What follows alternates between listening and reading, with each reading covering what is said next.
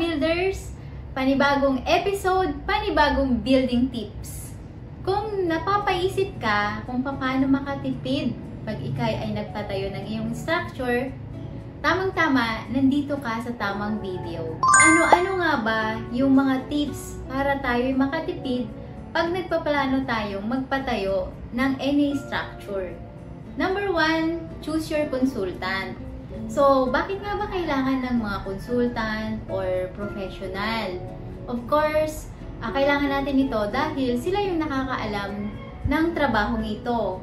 And mas effective kung nandyan sila and meron ka talagang pagtatanungan ng mga hindi mo alam or mga bagay-bagay na hindi ka particular. Kailangan ba talaga ng architect or pwedeng mag-stick na lang sa basic plans? What do you mean by basic plans?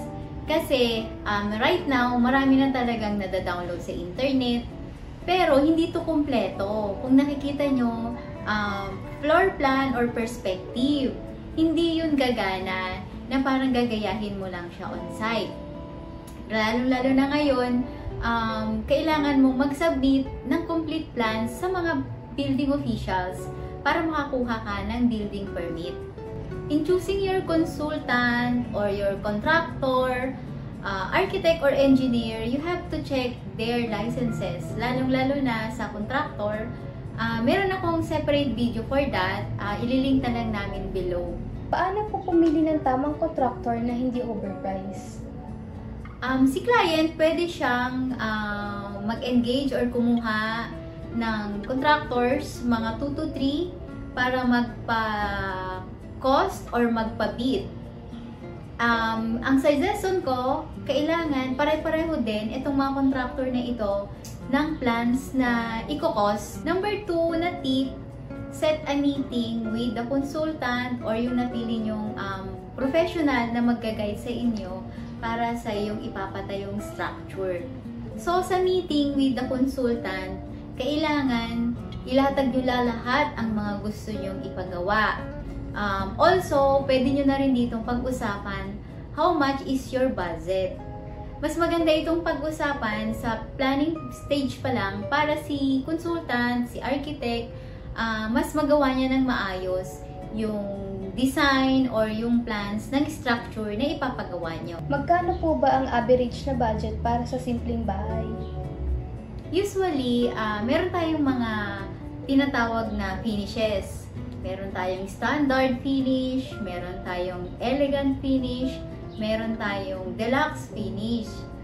So, kung hindi familiar si client kung ano talaga yung aabutin ng budget niya, as a consultant, binibigyan namin siya ng advice na magsusut dun sa needs ng kanyang family. So, number 3, pwede na kayong mag-proceed to schematic phase. Sa schematic phase, dito ko na dinodrawing yung initial floor plan based na pag-usapan namin ni client.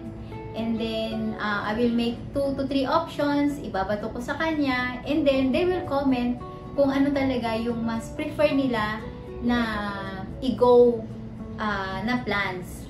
So, number 4, yun na yung tinatawag naming design stage. So, since okay na yung plans sa client, yung initial layout, po pwede na namin tapusin or i-complete yung mga design. So, sa design stage, dito na namin kinukumpleto yung mga plans based on sa approval ng client, kung ano talaga yung pinili niya dun sa schemes na ibinigay namin. So, usually dito sa design stage, dito na namin kinukomplete lahat ng plans. So, architectural plans and the engineering plans.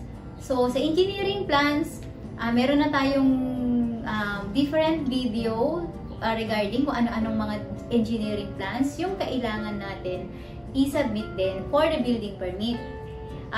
Sa engineering plans kasi, it depends kasi kung bahay ba yan, or commercial, or mixed-use building. Etong mga plans na ito rin yung mga piniprepare namin for the building permit documents. Tip number 5. For us, sa Artisa Builder, we have this stage na what we call construction plan. Dito namin piniprepare yung mga plano. So, after ng design stage or yung tinatawag namin na tender stage, dito sa construction plan, mas mabusisi na siya. Usually, sa construction plan, tumatagal kami talaga dito kasi talagang iniisa-isa namin yung relationship ng archi, yung engineering, ino-overlay na namin lahat yan. And also, dito na namin nakikita yung magiging problem na mag-a-arise sa construction. So, tinatagtad namin ng dimension, ginagawa na namin yung setting out plans. Talagang piniprepare na namin na pagdating sa construction, halos wala nang tatanungin yung mga foreman, yung mga site engineer, yung mga workers, susundan na lang talaga nila yung drawing. So sa Artisa, dito talaga kami nagpo-focus sa construction plan. Kaya wala rin kaming usually ginagawang mga shop drawing plans kasi dito sa construction plan namin ginagawa na as much as possible 80 to 90% yun na talaga yung mangyayari sa site.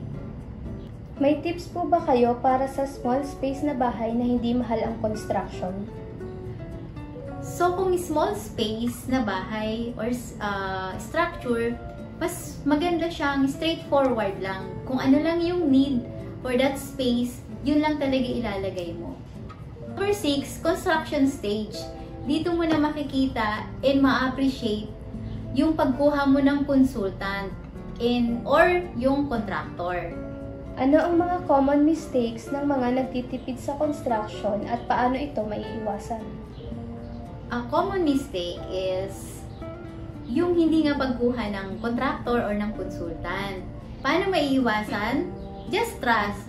Trust na yung kukunin mong contractor or yung consultant mo is talagang tutulong sa'yo for the structure na gusto mong ipagawa. Ano ang best time of the year para mag-start ng construction para mas makamura? The best time to start talaga is yung hindi rainy season. Paano po maghanap ng mas murang suppliers ng mga construction materials? Usually, for Artisa Builder, ang una is hinahanap namin yung quality material first, which is talagang yun ang mga ginagamit namin. And then, saka namin hinahanap which supplier ang magbibigay sa amin ng mababang price. May specific na brands ba ng materials na affordable pero high quality? For Artisa Builder, we use quality materials na usually may mga pangalan na, like for cement, we use Union Cement, we use Pioneer, yung brand ng Pioneer, Emerald for mga pipes, Schneider for mga electricals and switches. Itong mga brands kasi na ito is kinikerry din ng aming Artisa Trading and Importation Corporation na company. Number 7, supervision. So dito mo makikita yung expertise ng kinuha mong contractor or consultant. So for me, I've been practicing for 20 years already. So hanggang ngayon talaga, kada project, may natututunan pa rin ako na gusto kong hindi na gawin sa mga susunod kong project. Since you already trust your contractor and consultant, as much as possible, ibigay mo yung work sa kanila upang sa ganun maiwasan yung mga changes, maiwasan yung mga additional na magkakos sa iyo in the end. Kano po ba ang possible na matitipid kung magpaplanong mabuti bago magpatayo? Around 80% ang matitipid mo. Why? Kasi may iwasan yung mga mali na pwedeng mag-arise kung si client lang ang gagawa or yung mga tinatawag nating nagdi-DIY lang or kung kukuha lang sila ng mga foreman or workers on their own. Ano po ba ang mga disadvantages kung mag-DIY ako ng mga ibang parts ng bahay? As long as siguro hindi mo compromise yung structural integrity ng structure, electrical, Kasi meron tayong computation for that. Ganon din siguro sa bituka ng yung structure, yung tinatawag nating plumbing and sanitary. Kung ang i-DIY mo ay mga paint, maglalagay ka ng wallpaper, or yung mga tinatawag nating PVC cladding, more on aesthetic, I don't think na magiging problem yung pag-DIY. So ayun mga ka-builder, I hope natuto na naman kayo sa aming mga simple tips for construction.